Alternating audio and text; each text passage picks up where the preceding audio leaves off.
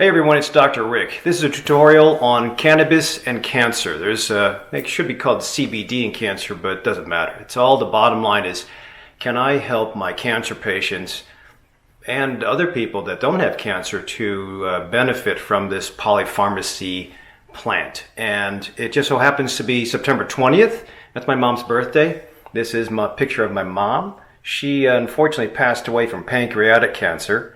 And she passed away valiantly. This is 1965. So I was probably 3 years old. My sister is right there. And I don't know what that is. So I think this is in front of our apartment in Elmhurst. Anyway, so the concept or the topic is that. Is there a benefit for cannabis? That would be medical cannabis that you find in an Illinois dispensary. So the current rules are that if you qualify under the state's guidelines for medical cannabis, you go see a doctor and we give you a card for 1 or 3 years. If you don't qualify under those rules and you just have an opioid that you take for pain, if you're rheumatoid arthritis suffer, multiple sclerosis, fibromyalgia, just went through back surgery or any kind of surgery, or just have chronic pain, then you, as long as you have a prescription opioid, you qualify for a temporary card every 90 days, but you still have to go into the doctor's office. So I think that in the last couple of years, since it started as compassionate use and was cleared by the state, but since then it's opened up and increased interest in many other folks who wouldn't normally take advantage of it. And I think it's very innocent. Now, it still has its stigmata because people, when I bring it up, I have to bring it up gingerly, especially for my baby boomers. I'll say, instead of taking the narcotic OxyContin or hydrocodone or Norco and the muscle relaxer and the antidepressant and the sleeping pill and the wake-up pill, and a nausea pill, would you rather have this? And that's medical cannabis. Now, it's not as easy as that, obviously, but actually it is. So I don't know any other medicine or plant that will take the place of all those prescription medicines with the relatively low side effects. Now, that comes with a caveat because I think the state of New York did it great because they said that you have to go to a doctor or a pharmacist to have a prescription, and then you get it from your dispensary. In Illinois, as long as you get approved by any doctor that's willing, and I'm willing, then you can go without any suggestions from the doc. Now, granted, a lot of my colleagues are not comfortable with knowing the ins and outs of CBD, THC, and if you, just for a personal plug, if you have any availability tomorrow, the 21st, I am having a free lecture hosted by Verilife in Arlington Heights, one of the dispensaries here, at the Hyatt Regency in Schaumburg from 1 to 3 p.m. I'll try to put the Evite down below in case there's any last-minute stragglers, but it'd be very empowering to learn about this because I think it's a great plant that has many properties in it. That's why we call it polypharmacy. So just even if you don't want the high from way back when, I think in the 70s or 80s, 79, I had a car. I went to my friend's house, Mark, and Mark had some marijuana in a Ziploc bag. And he said, "You want to try it?" And I didn't know what I was doing, but I wanted to seem tough, so I said, "I'll try it." And I remember I got high. I don't remember how I got home that night, which is bad. And not because I was high or had the psychogenic effects of the marijuana, but because it was a long time ago. So that was my first encounter. And I remember him showing me a microscope or magnifying glass and showing me the purple hairs on the sensimilla. And I don't know, kind of cool. But I remembered I thought I had an allergy to it because I had puffy eyes and I couldn't breathe. And I thought, oh, that's kind of cool being high because I had swollen eyes and I couldn't breathe. But obviously that was an allergic reaction. So now that's smoking a typical weed out of a bong or a joint. I don't remember what we did. But and that's the stigmata because a lot of people now who would really benefit because all the baby boomers now have multiple diseases, degenerative joint disease because they're in their 60s and 70s, neurodegenerative diseases, problems with inflammatory problems of the joints, the gut, the heart, the eyes. So I think there's a valid use, or even cancer. And that's probably the biggest thing I'm going to bring up now is how can we use this, or is it healthy and usable for cancer? Is it beneficial for cancer? And I think it is, and I'll explain that in a second. But we'll start with the basics. So in the 70s, Don Abrams, who graduated from my fellowship at Arizona Center for Integrative Medicine, he's the oncology head at the University of California, San Francisco. And he was tasked with finding how medical cannabis would help his, at that point in time, HIV patients that were going through cachexia and nausea and a couple other things, muscle wasting. So in the early days, it was found that medical marijuana helped these folks. And then there was actually a patent of U.S. medical marijuana. It's considered synthetic, but it is helpful. The government took Delta-9 THC, which was one of the active ingredients in the big plant, the flower, and they refined it and put it into a drug with, I think, sesame seed oil.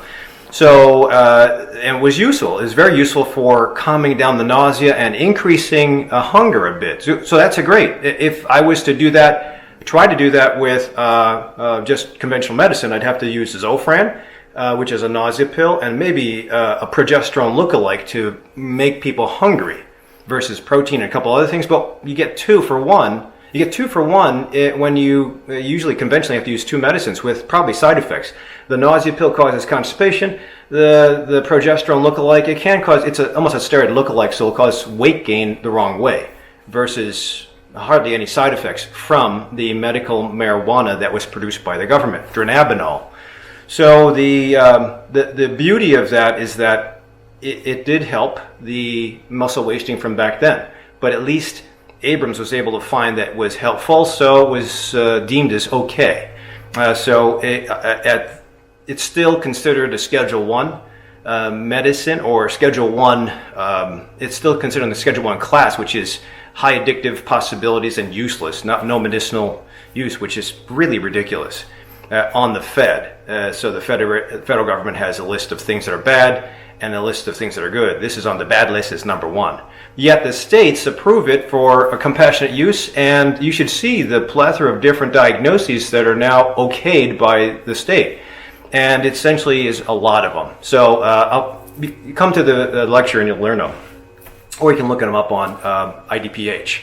So the idea, though, is that can we have enough data that says it's useful? And we can. So I have, there's many different studies out there, but these are just a couple. So I downloaded all these from the National Institute of Health, which our tax dollars pay for, and this is just one of them that says it's helpful. No negatives, it's helpful. The problem, so it's helpful with reducing the need for opiates.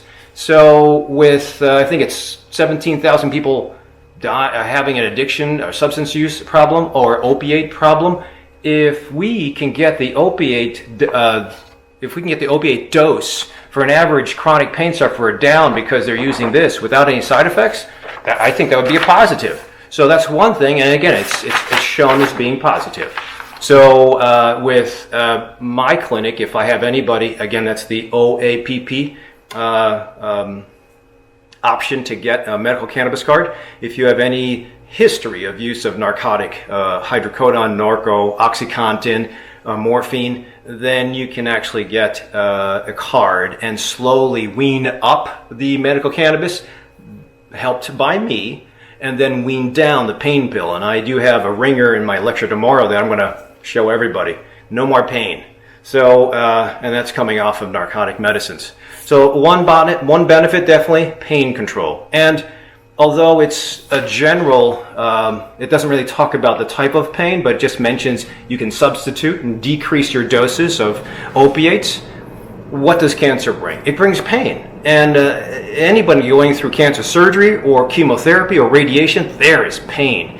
In chemotherapy, it's more headaches, nausea, and vomiting, and the aches. It's the surgery and the radiation will bring your pain. And when you have the pain, you don't want to do anything, and you don't want to eat. So again, cannabis is excellent for that. If we can control this, then great. Other things that are helped by cannabis, also documented, neuropathy. Neuropathy, or HIV neuropathy, was terrible in the 70s and 80s. And again, Don Abrams was able to get some good information. But this is also another study. And these are all small. This is from Abrams Clinic. But it did show positive use, better than placebo. So again, there's evidence that it does help. And that's just with the pain. So even if it's HIV neuropathy, it would if it helps that, which is very bad, then there's no question it will help any other pain, specifically in this case, or at least for this tutorial, cancer pain. So again, the side effects of any medicines, whether there's the 5 medicines I mentioned before, nausea pill for cancer, appetite pill to bring up the appetite for cancer, muscle spasm medicine because of cancer, or sleep medicine because cancer make you not sleep. If you take all those and you find it in one pill or one plant, why not? So there are some downsides with the plant. You have to dial in how much you use. It's not just sativa for daytime, indica for nighttime. That's like high school level education. And don't feel bad, those of you, that's all you know, but there's more to it than that. If you have the big flower and you want to just smoke the flower, you'll get all those cannabinoids all at once when you inhale. So if you want to fine-tune that and you don't want to be tired all day, or if you're lucky enough to be one of the cancer patients that actually continues to work a little bit, power to you guys. And be part of, or you have duties to be a parent, a grandma, a dad, run a business, and you can't take time off while you're in chemotherapy, then damn, you want to be active, so you have to dial in. You can't just smoke the flower because you'll probably get a lot of the psychogenic effects, the high effects. You want to dial it in with the right amount of THC, the right amount of ratio of CBD, or the ratio between the two. So the studies are starting to evolve because there's more companies that are investing in the concept of the byproducts or the active ingredients in the marijuana plant to be helpful for medical disease. So we're seeing the evolution of information. The information is great. There's a lot of it from Israel from a long time ago, but I think the U.S. patients are biased because they want to see data from NIH here. So I agree. I think it's the NIH is a very strict criteria of putting information on their website and approving. So some things are not great, but some of these small studies, they might not be causative, but they'll be correlative. So meaning small studies are difficult to apply to the general population. But I mean, do you need $1 million study to tell you that this is okay for nausea? It's ridiculous the hoops you have to go through. But I think we're a society of doctors that wants to see data. So suffice it to say, the risk of the medicine is definitely outrageous, and I'm talking about medical marijuana, is definitely outweighed by the benefits of the medicine, medical cannabis. So again, you have to dial it in. New York does it right. Illinois, they're not doing it right yet. So I really suggest my patients, not only do they come to me to get certified, but they come to me for guidance on how to dial in and dial up. My salespeople at the dispensaries are good. They're probably going by anecdote, unless you can find a salesperson that's been through fibromyalgia or cancer or rheumatoid arthritis or has a relative. Sometimes they might not know the nuances of how to dial in the right amount, but I make it a point with integrative medicine as my background to know the patient, know the ins and outs of the patients, the successes, the weaknesses, and then try to dial in a personal program. It's not the template. It's not just one, you just take a sativa in the morning and indica at night. Again, that's old school. We have to microdose this stuff. So just because you get approved or you're interested, don't just think you're on your own. Come back and see me on an interval so we can dial you in. So anyway, so we've proven, I've shown you data that it helps with symptoms, nausea, cachexia, muscle wasting, helps with neuropathy pain, helps improve the use of the current opioids, if not get people off. I have patients that are getting off their opioids. And I've just been really prescribing and dialing in this for the last 2 years, but now at the 24-month mark, I'm having people get off their opioids, which is really, really good. So hopefully the rest of the country will follow in suit. And my guys are not just staying home high. They're actually getting back into the workforce without having a narcotic because actually has more side effects than the medical marijuana, in my opinion. But they're able to get through their day, they're able to sleep great, able to exercise again. There's no downside to this. So I really think if you're a boomer who's on the fence, you really should come to and this is just a small tutorial, but you should come to the lecture to learn more about this and educate yourself by reading. So here's Guzman is a scientist that studied the speed of the medical cannabis on GBM, glioblastoma multiforme. This is one of the nastiest cancers. It was Torres and Guzman, but they're both in the same camp. Positive effects on the killing rate of glioblastoma multiforme in the test tube. It's hard to do it in a patient because there's so many other things involved with patients that have GBM. It's just devastating. It's faster than pancreatic cancer. My mom died of pancreatic cancer, and she died valiantly.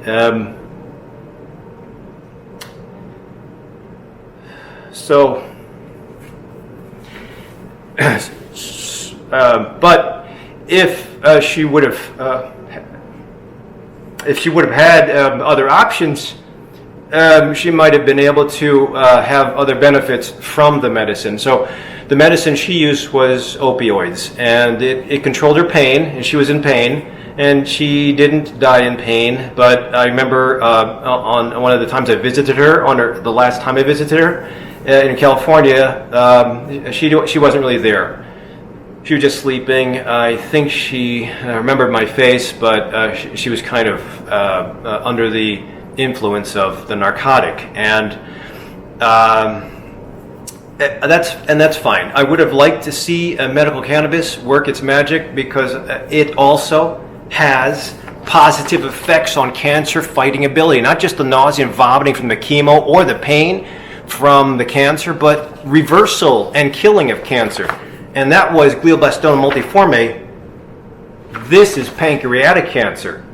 So when you have small studies that show improvement with two of the worst and nastiest cancers in the world for humans, if there's not going to even be entertained the use of chemotherapy or bulk radiation or debulking surgery to help, screw it. Why not just do the medical cannabis? I think it's worth it. But there are benefits, and it shows this way. There are benefits aside from just the nausea and the pain-killing effect.